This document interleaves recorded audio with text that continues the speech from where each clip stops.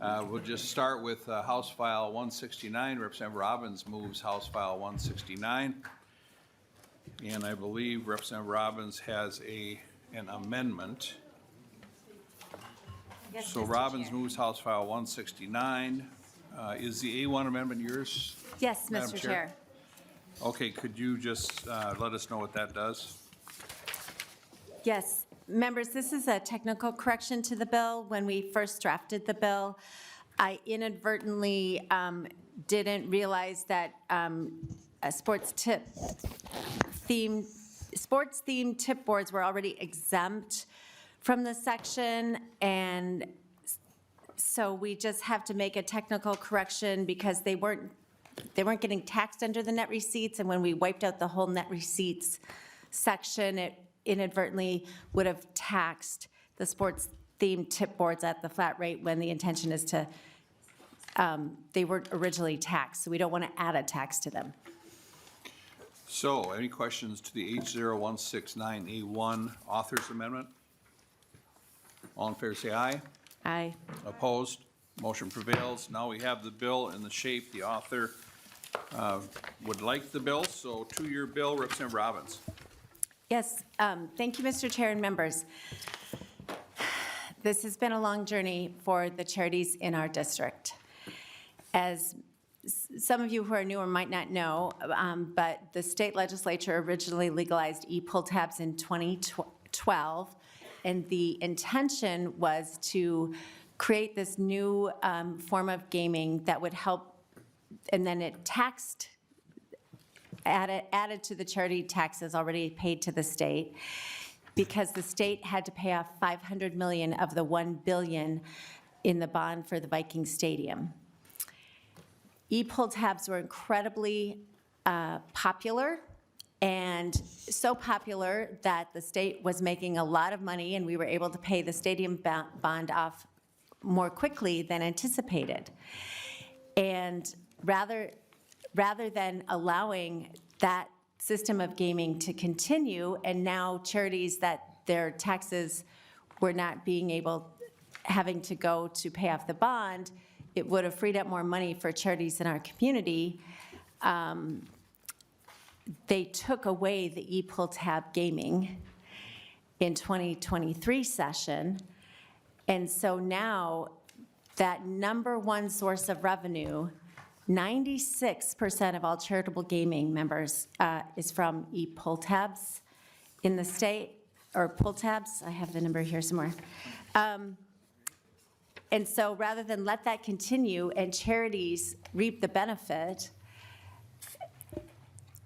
that was taken away, and effective January 1, 2025, the open all e-pull tabs are now illegal.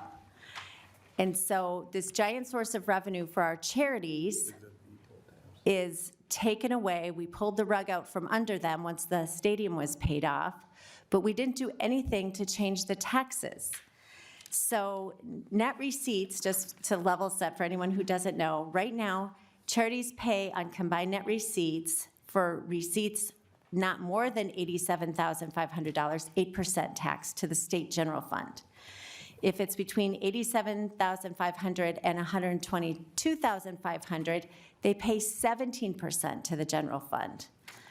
Up to $157,500, it's 25% goes to the general fund. And anything they make over $157,500 is a 33.5% tax on our charities to the general fund.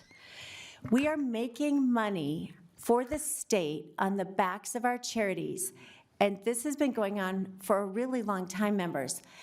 And before I was a legislator, I didn't know this. I thought when you played these charitable games, the money stayed in your community. I had no idea until I got here.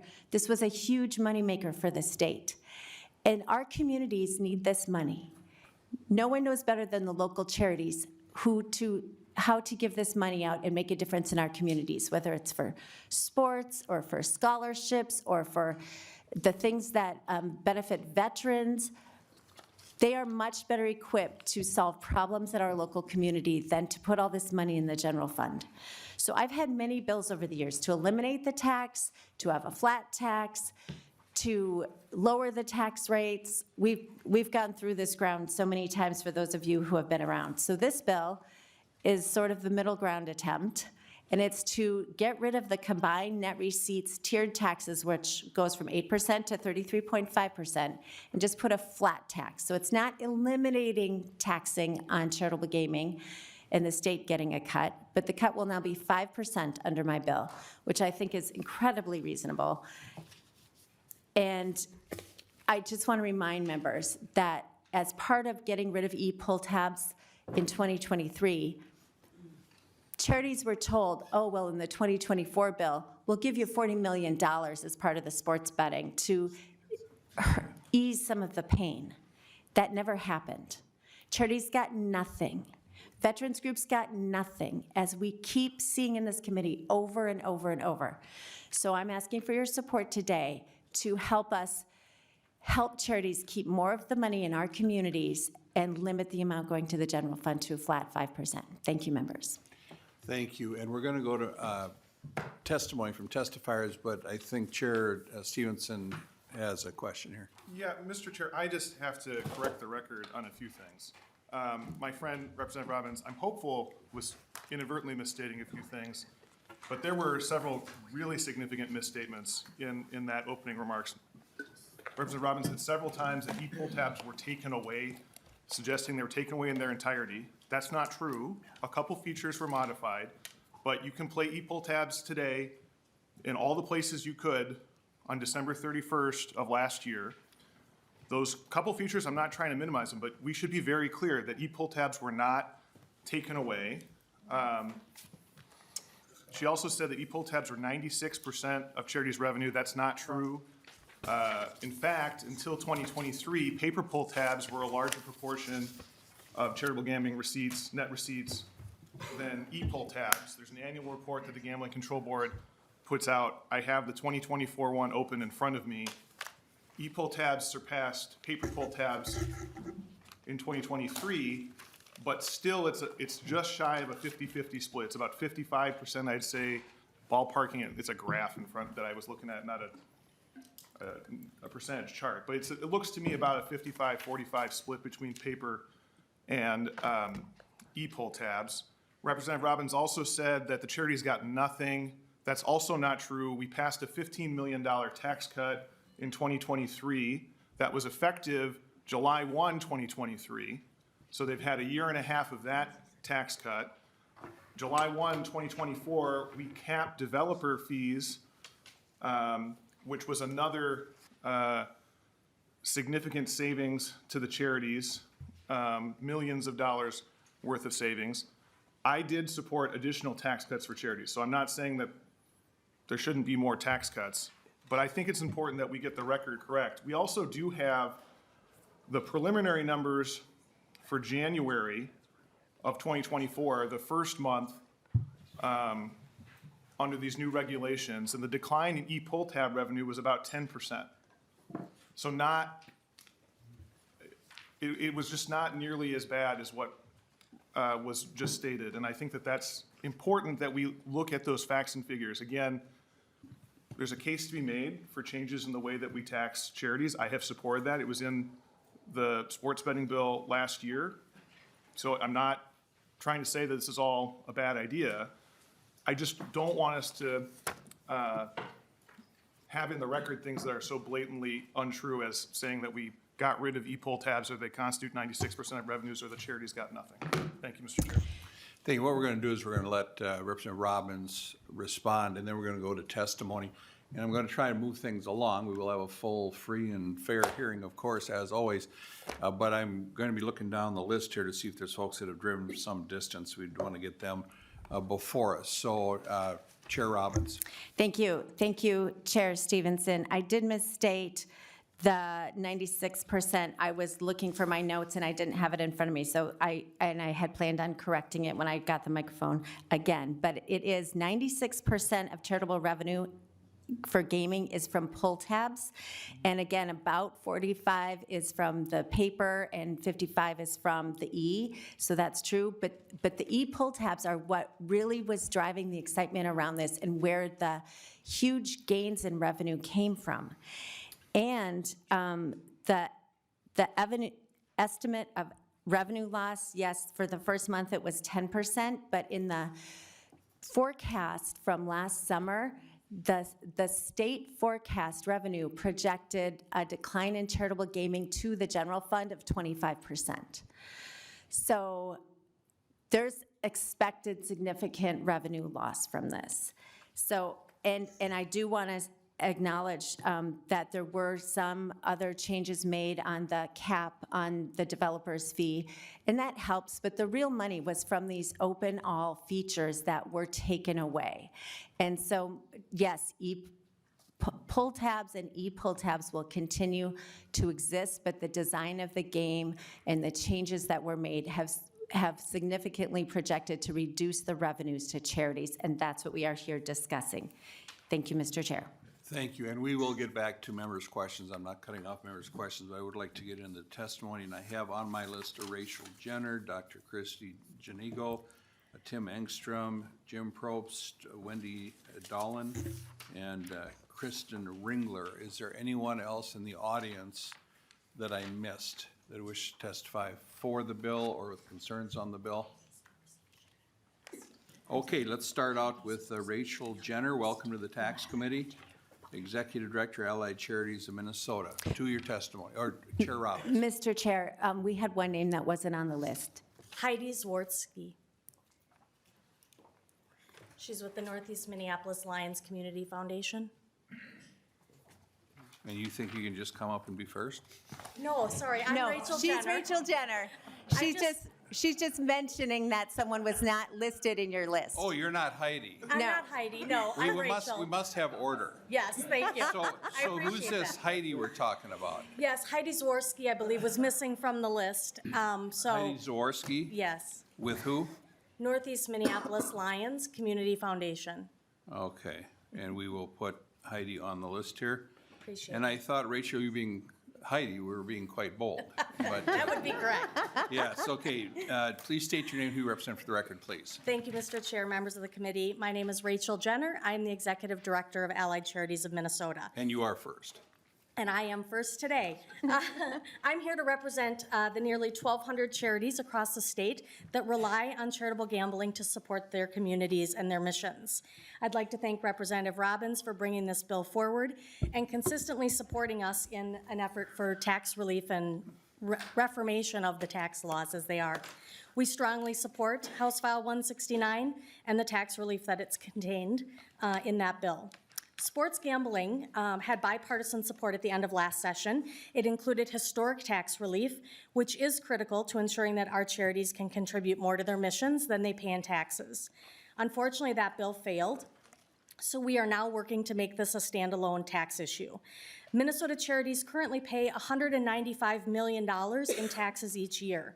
And according to the Gambling Control Board's 2024 report, the organization's taxes and fees, those payments exceeded the available funds for their mission by $67 million. As you've probably heard just now about the new e-pull tab restrictions that were legislated in 2023, and those took effect January 1st of this year.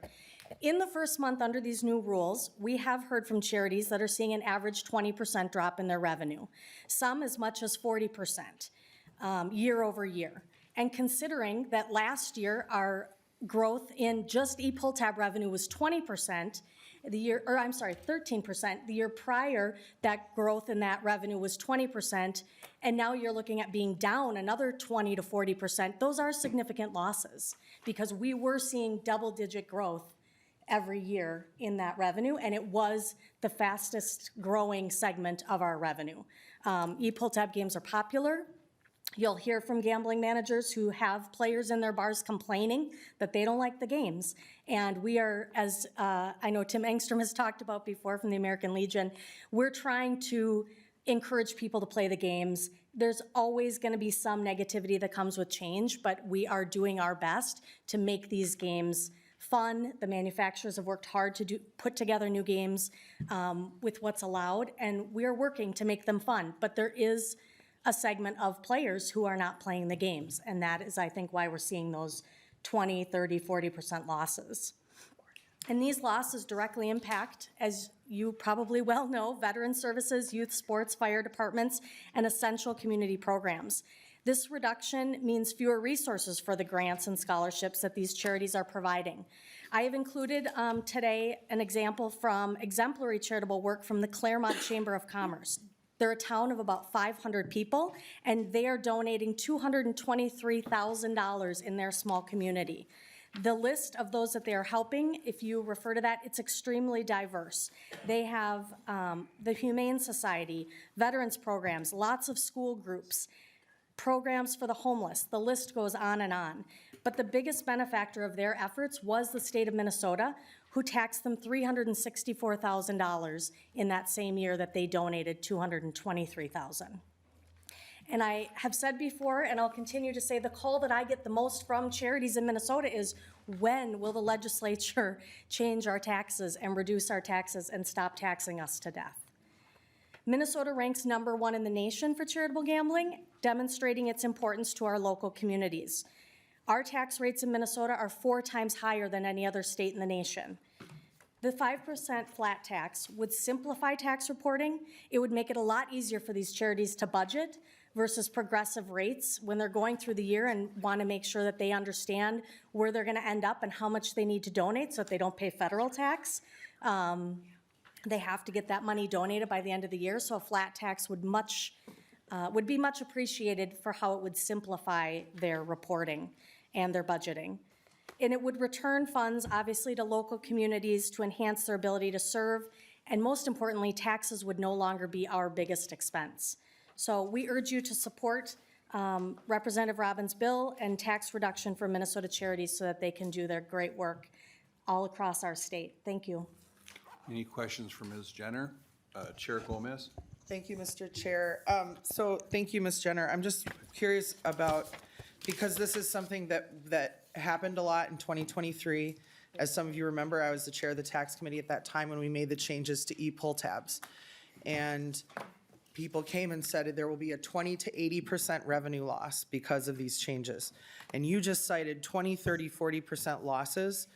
What we've seen is that the actual numbers that are from the Gambling Control Board, which are based on measured outcomes, are saying 9 or 10%. So I'm curious, where does the 20, 30, 40% losses come from? And, you know, further, just sort of like want people to know that when you cite inaccurate numbers repeatedly, then, you know, there are questions about your testimony. And so I'm curious about where they come from. Thank you. Ms. Jenner?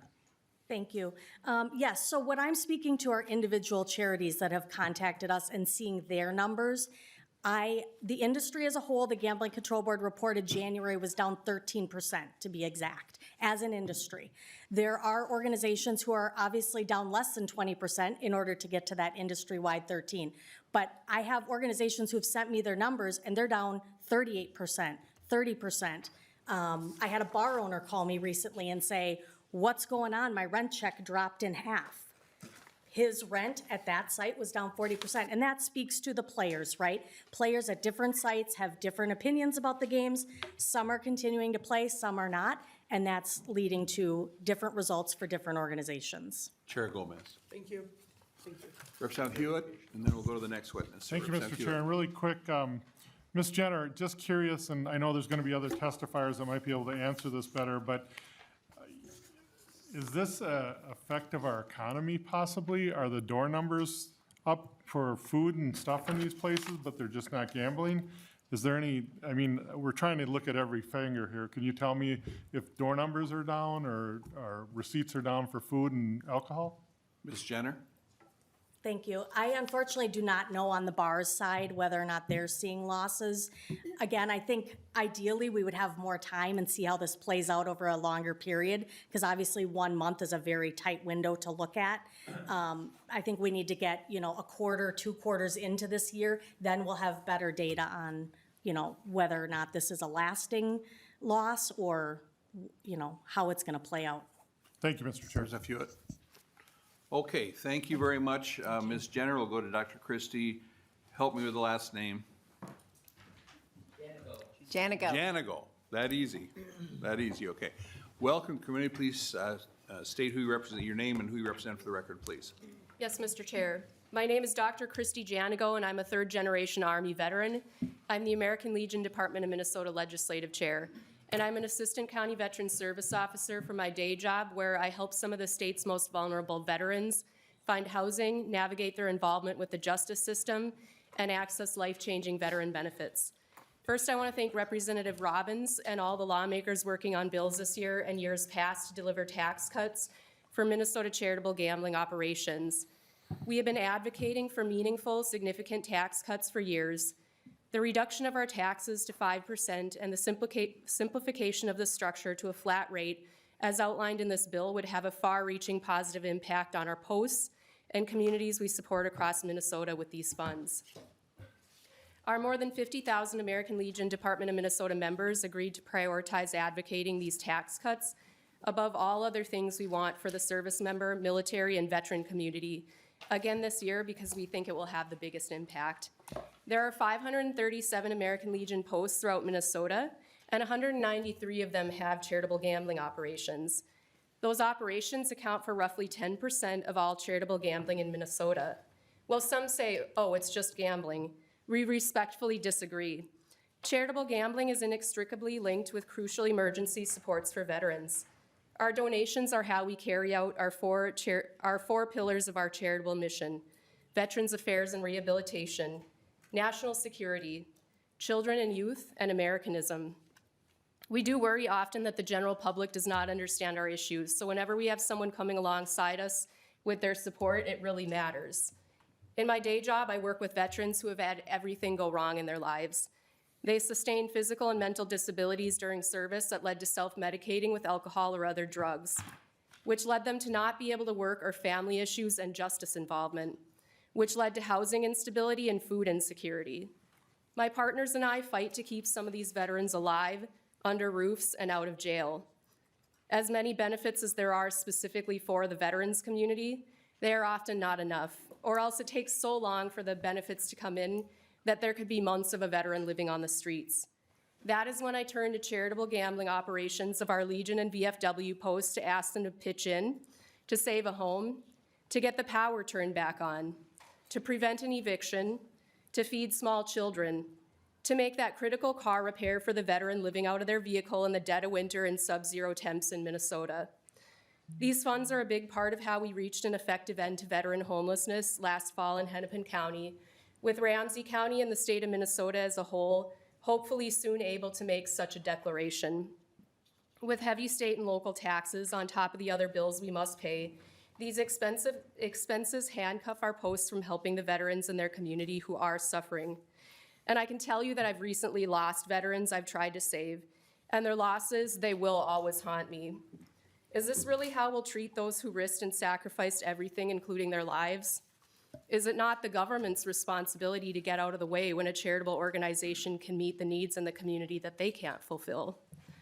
Although most of us stopped wearing the uniform years ago, veterans have a deep-seated need to continue serving their communities, and the changes to e-poll tabs that were enacted at the beginning of this year do have our people worried that our mission will be compromised, and some of our posts have seen around a 20% drop in revenues. I can assure you that the cap to gaming fees and the very small tax cuts that were passed were not sufficient. As you may have heard in the past, the funds we donate pay for honor guards at burial ceremonies, outdoor recreation for disabled veterans, suicide prevention programs, and stopgap funding for homeless veterans. We donate to area schools programs to help housing and food insecure children. We support nonprofit service organizations near our posts. We fund youth sports scholarships and equipment for local fire departments. We also fund local parades, firework displays, county fairs, fire equipment, school flags, marching band uniforms, football headsets, international sister city efforts, and wheelchair-friendly playground equipment. What I am describing to you represents the best of America, and these traditions need to continue. Thank you again for hearing this bill. Any questions for the testifier? Representative Whitty. Thank you, Chair Davids. Thank you for your testimony, and thank you for your service. The funds right now that you have, do they all go back into the community, or is there any operating costs to it? Doctor? Yes, Mr. Chair. There are some expenses that we have to pay for. Some posts with gambling operations do pay their property taxes out of charitable gambling. We are allowed to use a small amount of our gambling revenues to do upkeep of our buildings, many of which are falling apart. We do have a separate bill that is traveling separately for lawful purpose expenditure expansion because we just can't afford some of the capital expenditures for our buildings right now. Representative Whitty?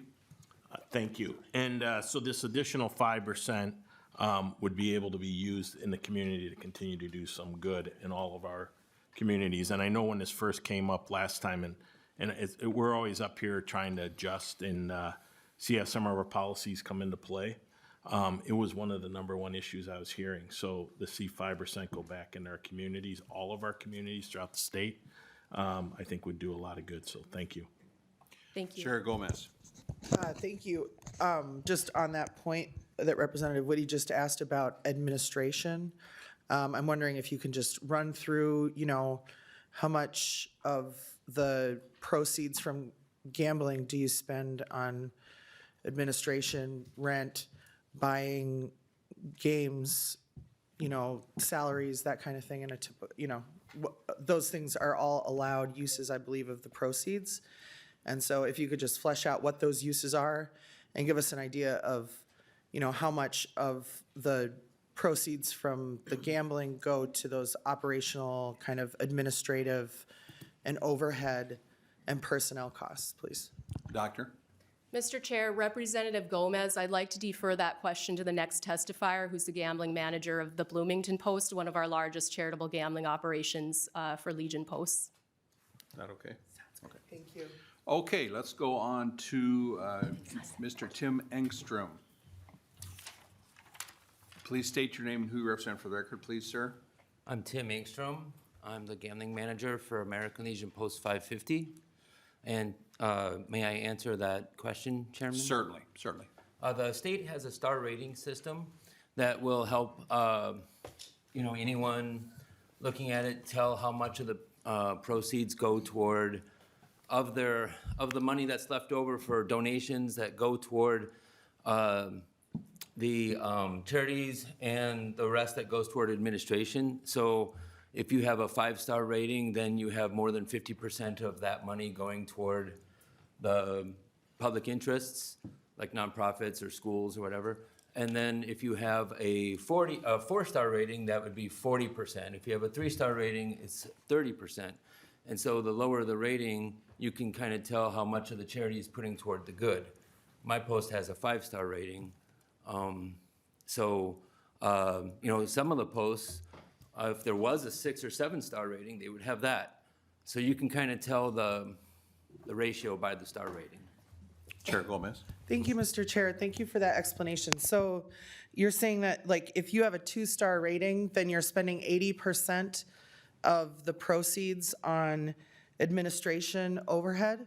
If you have a 2-star Mr. rating, Engstrom? I'm sorry, Chair.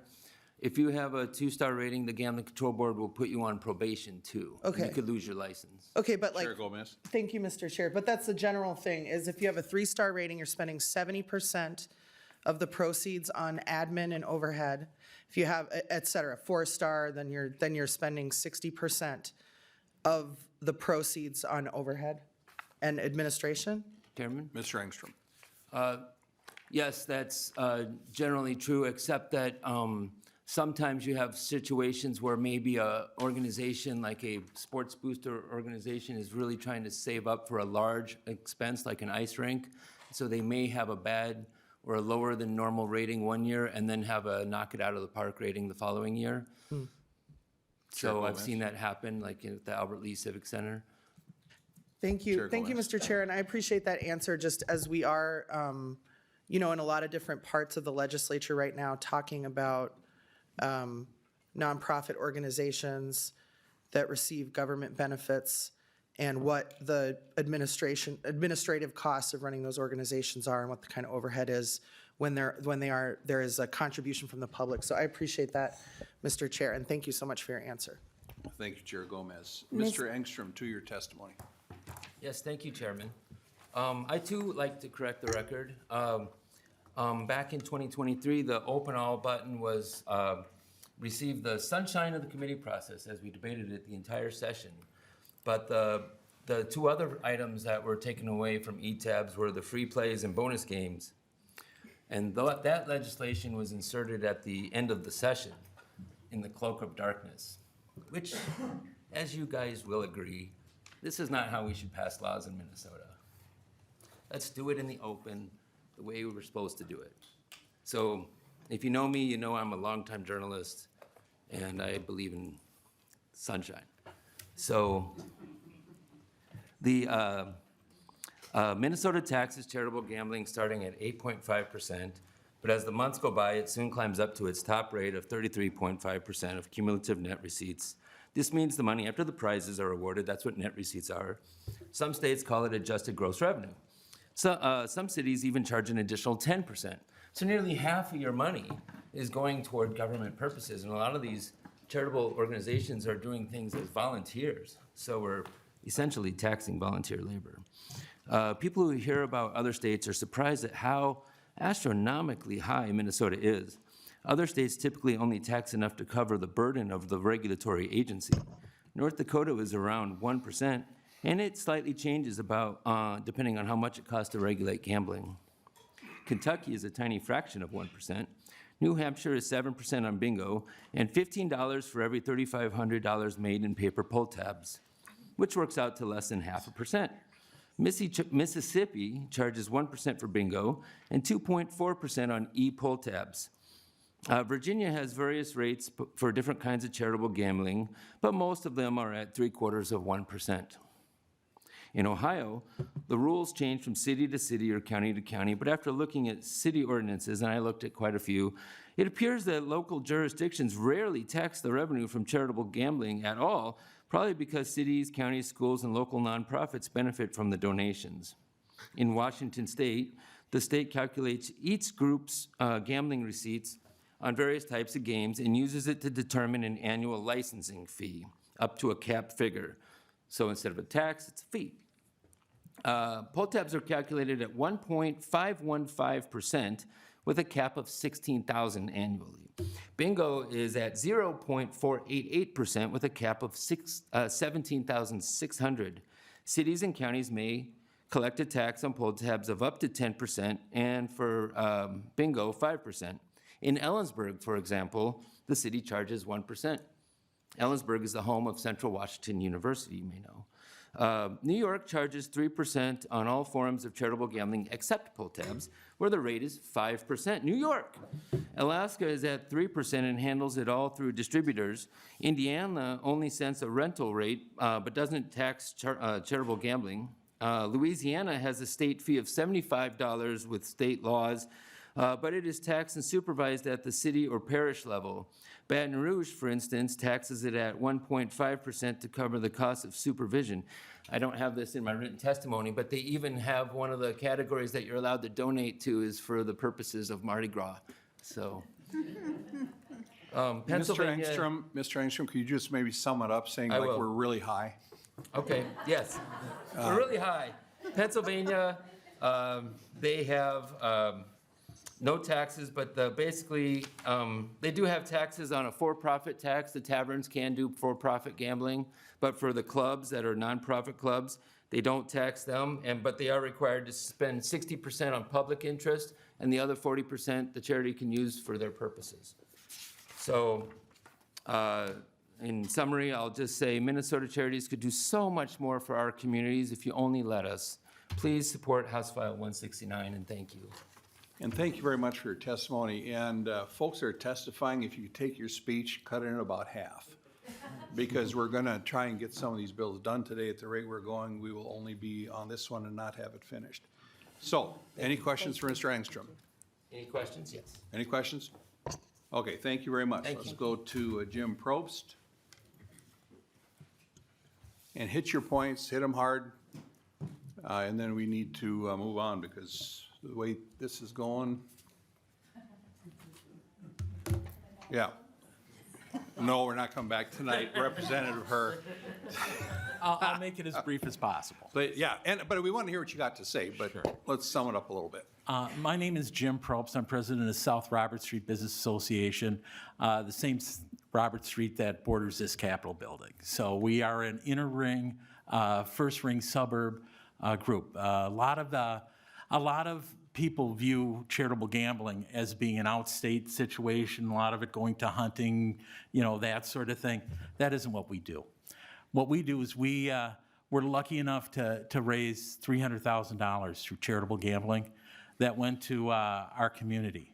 Everything from the Islamic Student Association at Two Rivers High School to sponsoring Kaposha Days in South St. Paul, Explore West St. Paul Days.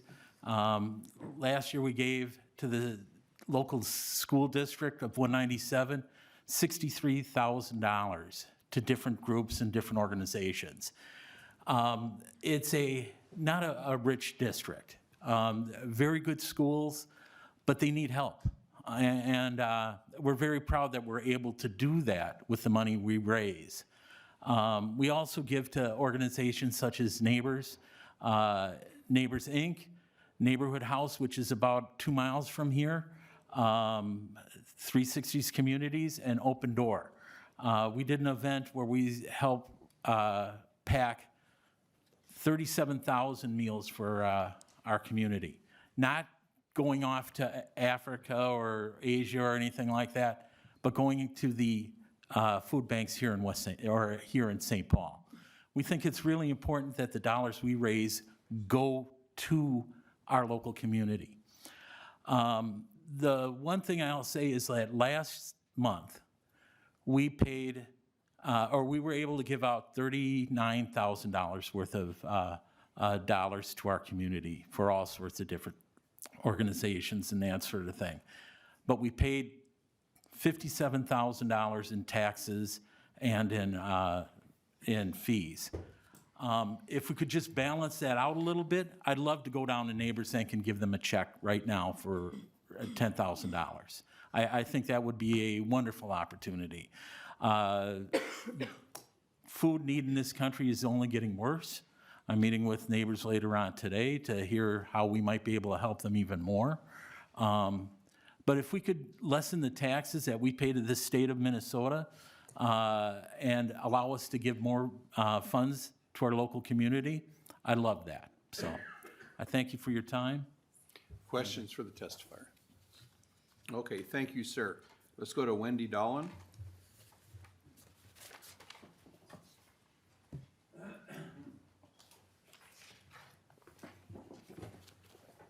Please state your name and who represent for the record, please. Hi, good morning. My name is Wendy Dolan. I'm with the Ham Lake Lions Club in Ham Lake, Minnesota. I've got Ms. Ringler here. She's next on your list.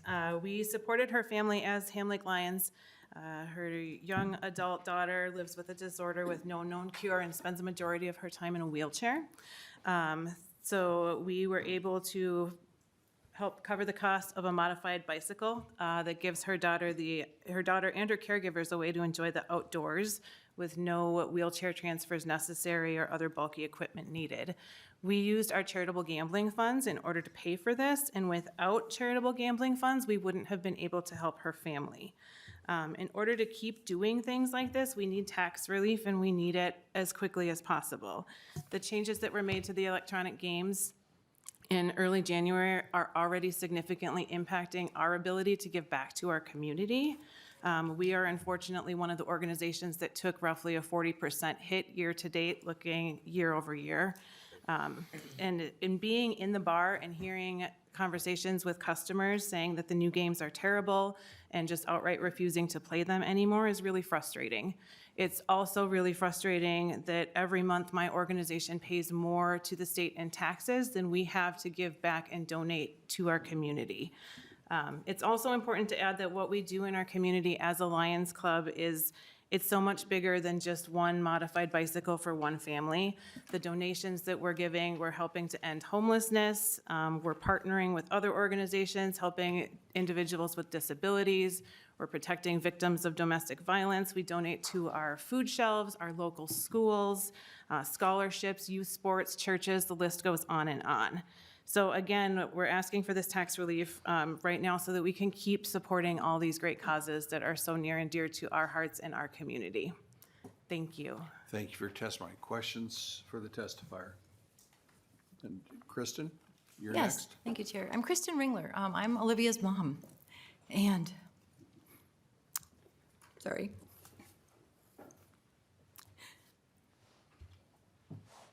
We have a 20-year-old daughter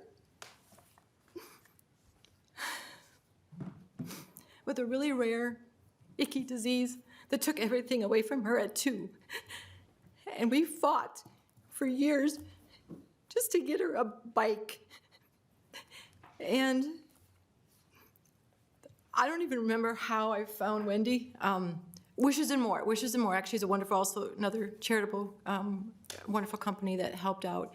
But they basically partnered with the Ham Lake Lions to help fund this bike. Now, I'm gonna be honest with you, this bike is $15,000. Because guess what? Her whole wheelchair goes on the front of it. It's made in the UK. It's on a ship right now, coming over to arrive in Madison in April, and then it'll be delivered to Olivia. It's taken us a year to get it, which is okay, but we've been fighting for 5 years. We've tried and tried other things. Everything's been denied. This was our first opportunity in her whole entire life to give her some really cool, kind of some independence. Not entirely, but she can just, nobody has to transfer her, nobody has to, you know, it's not a two-person thing, because that's how we have to carry her and lift her as 2 people. This is just putting her wheelchair on there's a little ramp on the front of the bike. And we found this at a bike expo at Gillette Hospital put on right before COVID hit. And she lit up like a light bulb, like just phenomenal. And so this has just been a huge blessing to finally get her a bike that maybe your kids, grandkids, whatever, they all have. And it's just been such an amazing opportunity that we could use these funds that we didn't even know existed. And there's so much more, I think, that can be done for this disabled community. We have a lot of friends and family that have no idea what's out there. But if this is something you guys would entertain and let it and allow for this is just unimaginable what good these charitable companies can all do. So I'm just a parent, but thank you for your time. You said that wrong. You said just a parent. I am a I said- huge parent. I'm a warrior from my kid. Awesome. That's better. That's what. Okay, so any questions for Ms. Dolan or Ms. Ringler? Sorry. Thank you very much for your testimony. I really appreciate it. You're welcome. Now we'll go to Nice to Heidi. meet you.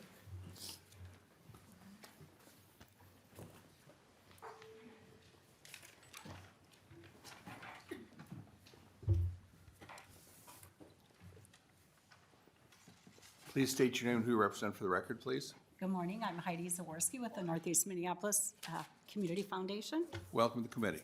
Thank you. Today I stand before you with a heavy heart, speaking on behalf of the Minnesota charities that are suffocating under the overwhelming tax rate, nearly double that of any business corporation in Minnesota. But you already know all of that. What you may not fully grasp is how the requests for funds raised by charitable gaming have dramatically changed over the past decade. Our requests used to be for help for parades, festivals, lunches for teachers, wonderful and honorable cause, no doubt. However, today, charities are filling critical voids for essential services and needs. In the past, we provided packages for homeless youth, filled with beef sticks, cheese, snacks, hand warmers, and socks. These days, those bags are filled with Narcan, rubber gloves, syringes, and service numbers for suicide prevention. We replace old football helmets because they no longer meet safety standards without them. And the school would have had to close the high school football program down without them. We're helping local social service centers in our community pay their employees for another month just to stay open to serve our community. We're filling backpacks when our students leave the schools on Friday with food for them for the whole entire weekend, and for that of some of their siblings. We provided These are the needs of today, basic and critical. The voices making these requests for funds are more desperate and it's more urgent. The thank yous and words of appreciation are louder and come with tears, letting us know I do not know what I would have done without you. I've exhausted all of my options. The waiting time was too long. I didn't meet the qualifications because I have a job. We provided rent for a woman who fell and broke her arm. She didn't want the full rent. She just wanted some rent. She just needed to get through the month. She couldn't work. And without that work, she didn't have the money to pay her rent. She came in 5 times and thanked us in person for that little tiny donation, but it made a huge difference. No longer are these charitable organizations just frosting on the cake. They are the entree. They fill the voids where there are no other options. They are life-saving tools for our youth. They are new fire trucks. They are new safety equipment, new mental health tools. They are the food on our tables. They are the hearing aids, the glasses, the jackets, the boots, the blankets, the necessities of life that we sometimes take for granted. I ask you not to take these charitable dollars for granted. These are precious and valuable. Help us keep these funds in our community with some tax relief. We are not oblivious to the fact that the hideous high tax charged to nonprofits go to pay for other things. We understand that. I ask you to do your due diligence and research what those tax dollars are actually being used for, where they go, before you deny our request for tax relief. I know that as a club, we've requested that information and we've never, ever gotten a response. Educate us on the impact those dollars have in our communities. Educate yourself. Hear our plea. We need tax relief to provide basic services. That is what the 2025 charitable organizations look like today. Thank you for your time and attention. Any questions for the testifier? Thank you very much. Appreciate it. Okay, so that's the list of witnesses here. So does the department, well, first of all, is there anyone else wish to testify on behalf of or with concerns? And then we'll go to member questions here in a second. Is the department want to weigh in on this? Okay, thank you. Now we'll go to member questions. Representative Herr. Thank you, Mr. Chair. And I just wanted to say thank you to Representative Robbins for bringing this bill forward. I know that, at the legislature here, we never have a solution that works for everyone and all the time, so I appreciate your effort in trying to do this. I will just say that there's a part of me that is a little bit torn about what we're doing here, what we're asking for, and I think that all of the organizations and people who spoke to did a very good job of explaining the community benefits and who they're working with. And my comments is not to invalidate anybody's experience or what they've been through and how they contribute, but it is also not lost upon me that the people who have been here in front of the committee, there's no one who looks like me, right? And that and organizations in my community who participate in charitable gambling, because I had no idea this is even a thing, so that they can do things that benefit their communities. And when I think about the intersection of taxes and what we're doing and how we want to make sure our nonprofit organizations continue to be able to do their good mission, I also know that the taxes and the tax breaks that we have and the tax we collect go to programs in which people like my community, like my veterans, are not considered veterans. They fought in a secret war. They saved American soldiers. My grandfather was a colonel, never received one benefit from the United States, and he died never being recognized as a veteran. And yet he had soldiers, hundreds of soldiers who died in order to save one American pilot.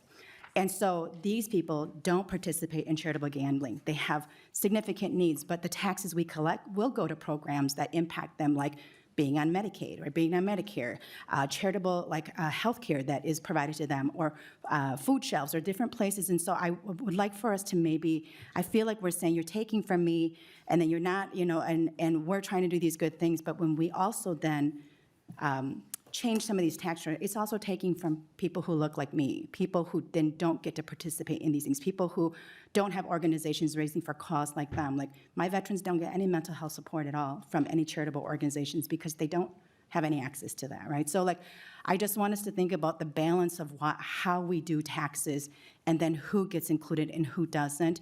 And I'm not saying this is wrong. I'm not saying this isn't a good bill. I'm just asking us to maybe think about that and who doesn't get to participate in these types of organizations. And while we were in this committee, I actually texted a number of our Hmong nonprofit organizations that serve our veterans and serve different groups, and none of them had ever even heard of charitable gambling.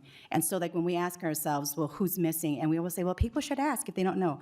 If you don't know, you don't know to ask, right? And so I just wanted to put that out there for us to sort of think about that, because when I think about people using charitable, funds to build hockey rinks, which I'm not saying is wrong, but yet my veteran can't get any support in housing, like I think like, well, the other ways in which the taxes are collected are going to those types of people that don't participate in this. So that was a really long kind of comment, but I just wanted to put that out there as we as we think about how all of the ways taxes sort of intersect with each other and who they're helping and who they don't help.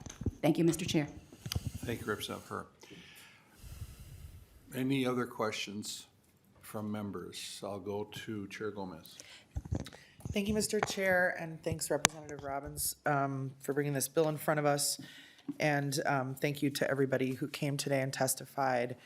And, thank you for sharing some of the good work that you're able to do in communities across the state with the proceeds from charitable gambling. We appreciate just hearing more about your work. I just wanted to mention, because the last testifier said that they've requested to know what it is that their taxes pay for, the taxes that they pay, and that they've never received a response to that.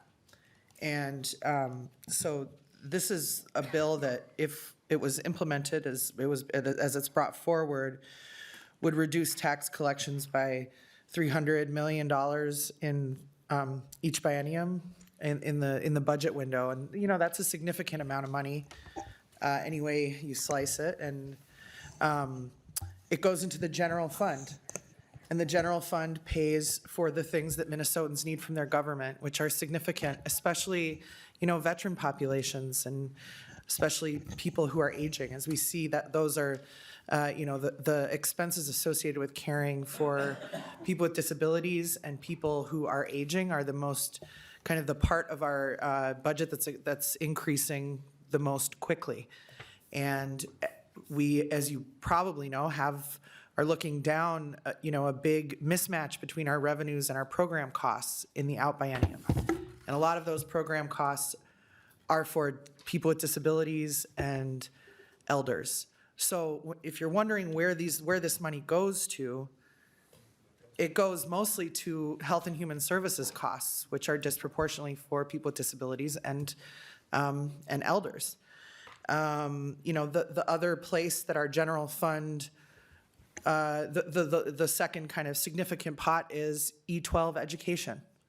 So it goes to our kids, goes to make sure that every student across the state has access to education, and that every elder and every person with disabilities who's eligible has access to the services that they need. And so, I think it's important for us, when we're talking about a bill that is $300 million per biennium, and we're looking down a deficit already, that we do talk about what these dollars buy. The other thing that was brought up repeatedly was veteran homelessness. And as you may know, I chaired a committee on homelessness in the 21 and 22 session. And if you do not know about the work of the Minnesota Department of Veterans Affairs on homelessness with veterans in Minnesota, please learn about it. It's actually the model for how we end homelessness for everybody. But it's very costly. And the way that it works is that it's significant ongoing rental assistance and services, including substance use disorder services, mental health care, and physical health care for veterans. It comes with a significant cost to the general fund. A significant cost to the general fund, and it's worth it. It's worth it. But every effort that we make to narrow the tax base, which is what this is, every effort we make to cut taxes for what may be very worthy causes, right, cuts into services for seniors across our state, services for people with disabilities, our schools' ability to, to meet their obligations to our students across the state. And critically, again, please check out what we have done in Hennepin County on veteran homelessness. But it cannot be achieved It cannot be achieved by these kinds of efforts. It just can't. It just can't. The expense is really significant. So, you know, I appreciate us bringing this forward. I think it's hard in the current, you know, the current kind of fiscal climate. And we just have to understand, you know, I know that you guys will continue to come and ask us to reduce these taxes. It's happened most of the years that I've been in this body so far. But we've got to keep in mind what our taxes buy when we talk about reducing taxes and narrowing the tax base in a permanent way. We have to look at what's driving expenses in our state. So thank you, Mr. Chair. Thank you, Chair Gomez. You wrap it up to your bill as amended, Chair Robbins. Thank you, Mr. Chair and members, for the great discussion. I want to particularly thank our testifiers. I really appreciate you all taking time to come here today and share the incredible work that is going on through charities in all of our communities. To just address quickly a question of where the dollars go that Chair Gomez raised earlier, I just want to refer members to the Gambling Control Board's report for 2024, and I will just briefly quote. They have a donut-shaped chart showing all the different categories, and quote, 18% was spent on mission-related expenditures, while 1.5% remained and was carried over for future mission-related expenses. The biggest bite of the donut was state, federal, and local taxes, 28%, while license and regulatory fees were 1%. The largest amount that charities in our state are using their charitable revenue for is to pay state taxes. That is backwards, members. You have heard all of the incredible work that's going on in our communities. And who knows better than the individual families and the individual communities what the needs are? That's where community happens. That's where connection happens. So members, I am not asking that we completely eliminate the charitable gaming tax. I'm asking that we reduce it. The fact that over any receipts over $157,000 is taxed by the state at 33.5% is unconscionable. We saw the family where Olivia's mom was talking about. She's applied for a program. She's been told to wait in line. The state plays an important role, but the state can't meet all the needs. The state has huge waiting lists. They have eligibility requirements. Families are desperate. Homeless veterans, as Dr. Janigo testified, we have a great record on dealing with homeless veterans. I agree, Chair Gomez. And Dr. Janigo works for the Veteran Department, working on veteran homeless issues. But yet the charity she supports, my ICU Maple Grove Legion, they fill the gap because the state cannot be all things to all people every time, and that's where local communities meet the needs. We need to reduce this tax so our charities have more of their own money to spend in our communities, every single community around this state, to meet these needs and build the relationships, members, the community relationships that is the strength of our communities. So I ask for your support. And I just have to say one more thing. I'm sorry, I was not gonna do it, but I got to. So the comment was made that these bills are around every year. They are around every year. And now the excuse is that we're in a deficit, and we are in a deficit. But when we had an $18 billion surplus, there was still no relief for veterans. There was still no relief for charities. And now the excuse is we can't afford it. And members, we can't keep making excuses. We need to find a way to help our charities. Thank you. Thank you. Representative Robbins renews her motion that House File 169 as amended be laid over for possible inclusion in the omnibus tax bill. Thank you, Chair Robbins.